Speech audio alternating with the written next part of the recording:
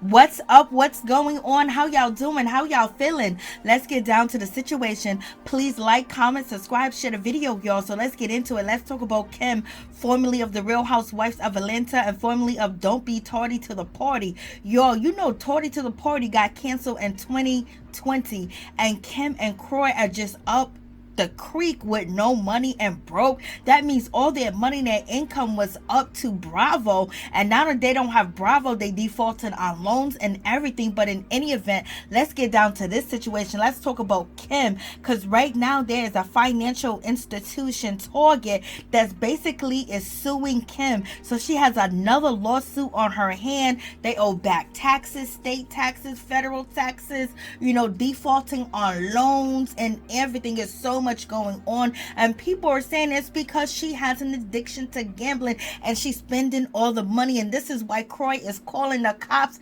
and the po-pos, basically hiding things in the safe because he don't want her to spend no more money. But in any event, Kim is slapped with another lawsuit, and it's because she has not paid her Target bill.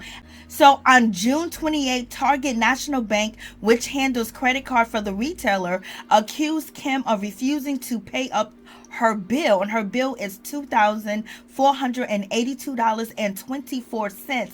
And basically they're saying she won't pay her bill, and Kim had this particular credit card since 2007 and she has not paid any money on the card.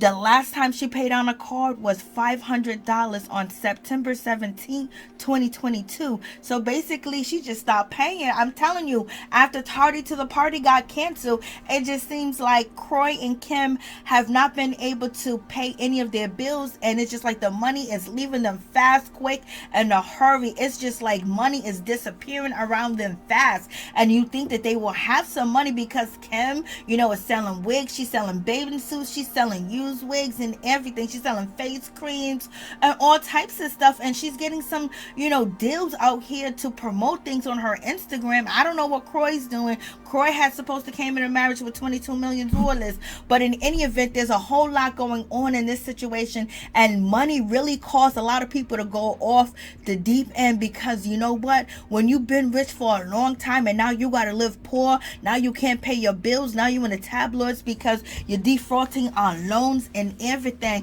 But in any event, we're going to get down to this situation where Kim calls the cops on Kroy because Kroy basically did not want a friend of Kim to Kroy did not want Kim's friend to take their son out on an outing, and the son ended up crying. Kim's friend ended up crying, and she called 911. Listen to this. And Kroy and Kim been calling 911 on each other back and forth, like they don't like the, emergency system, and 911 don't have other serious things to worry about just because y'all are going crazy. And neither one of y'all want to move out the house. Y'all want to stay in there and torture one another and fight with one another because you want to hold on to that house that neither one of you can afford. Let's listen to the 911 call, girl.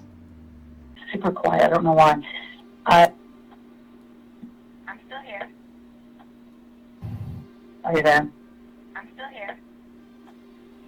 Super quiet. I don't know why. I just have a situation here where my husband is threatening a kidnapping because my girlfriend took my son on a play date. And now he has harassed not only the mother, but my son is shaking, hysterically crying. And now I'm just going to leave and just go pick him up to prevent this situation. I just don't know what else to do at this point. Okay, can you tell me exactly what happened? I'm sorry. Please tell the story again. I'm sorry, what was that? I can hear you. I'm just going to put you on speaker just because my son, I dropped my son off. I live in the manor. I dropped my son off at the front gate for 6 years. They were going to the rodeo, whatever. My husband, we're going through a divorce, just came in and said that he's going to file kidnapping charges on her. And I said, absolutely not. I agreed that she could take him. And then he stopped because he's crying hysterically on the phone. And now I'm going to pick him up and just to create any kind of further stuff. That it's just, I did call my lawyer to ask him if it was kidnapping because I didn't want police to get in trouble. And he said it's not, it's one parent from offense. And then my husband did steal my bag that has all my divorce paperwork and all my stuff in it. This is just so petty, and I hate to call 911 for this situation. I just was so frantic in the moment when I realized that he was gone, and at least want him going to the house and doing anything crazy because he's known to do crazy things. Okay, may I have your name? The police come to. Well, I don't now. I'm just gonna I'm gonna go pick my son up, and then I don't feel like this is gonna be the end of it, to be honest with you tonight. So I will probably call you back rather than kind of go back and forth with this and the police. I'm just gonna pick my son up because he's very distraught. And then I will call you if I need you, which I'm sure he will be screaming and yelling, and I will need you guys in a little bit. I just decided to leave the house and just pick him up. Okay, just call us back when you need us. I appreciate you. Thanks so much. You're welcome. So now you hear Kim, calling the police on this whole situation. It just seems like, they're being petty towards each other. They both want full custody of the kids because they want spousal support and they want child support. So right now they're just going head to head, toe to toe. And then on top of that, they can't pay them bills at all. And it was like, Tardy to the Party was canceled 2020. Why are they not paying their bills? It doesn't even make any sense. They owe $1 million in back taxes from 2013, 2017, and 2018. They got penalties and all types of things going on with that situation. They was facing foreclosure, and luckily they was able to get that together because Trust Bank was going to auction off their home, but it seems like Kroy and Kim has actually taken care of that situation. Maybe they paid $300,000, $400,000 to get the loan and good standing because they took out a $1.65 million loan on their property and they defaulted on paying a $300,000.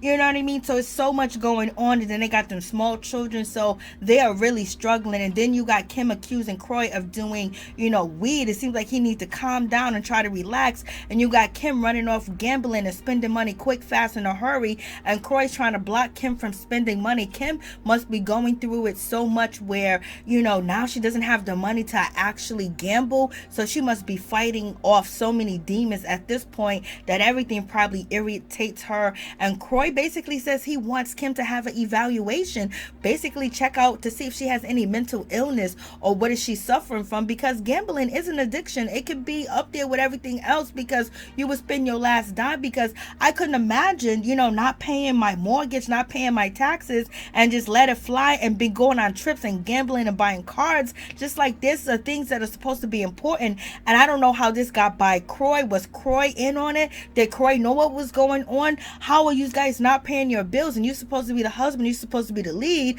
but in any event, Kim is a Kruger. She used you, she took advantage of you, took you from your family. You disowned your family and you was cut out there with Kim, and now you're broke and you're struggling and you don't want nothing to do with her, and you don't trust her with your own kids that you done had with her. So now you got so much gluttony and so much hate going on in the situation, and now you got to try to find a way of making a living. And it's crazy, y'all.